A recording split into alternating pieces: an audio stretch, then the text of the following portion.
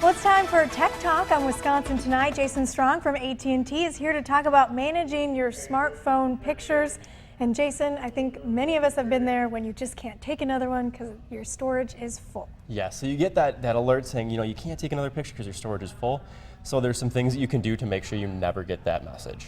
So one of the first things is deleting pictures to start with. So maybe go through, take a look at that camera roll, see how many of them are really important, see if it's something you're going to use again, like post to Facebook or save for memories. And if it's not important, it's time to let go, delete that photo. That can be hard though for some of us. So another way is maybe if you can organize your photos, then you can know which ones are more important. And how can we do that on our phone best? So some of the best ways to do it is to kind of go through and organize by who's in the picture. So the new iOS 10 update actually does that for you. So what it'll do is it'll actually kind of use facial recognition software, and then it'll actually group all those photos into one.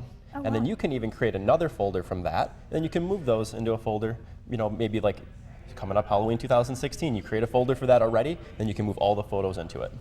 That is a great idea. And I know one thing I always worry about is losing my pictures. So what's the best way to make sure that never happens? Well, you want to make sure you're backing them up regularly. So there's a couple ways you can do it. I like to use cloud storage. So like the AT&T Locker gives you 50 gigabytes for free.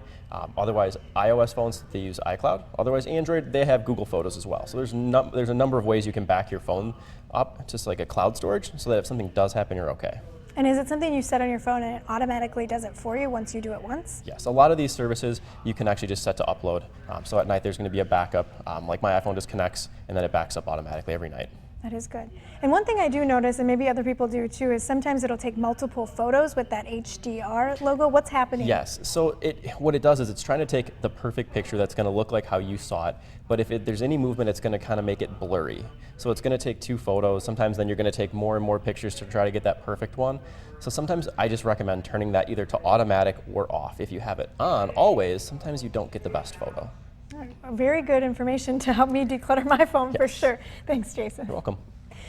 Well, and if you want more information on what we just talked about today, you can always just head to our website. And we forgot to talk about one quick little thing that you can actually donate with AT&T to help with Hurricane Matthew disaster relief. You just text Matthew to 90999 to make a $10 donation. And for more tips on what we talked to you about today and how to manage your smartphone photo library, just head to our website, NBC26.com, and click on this story. Well, speaking of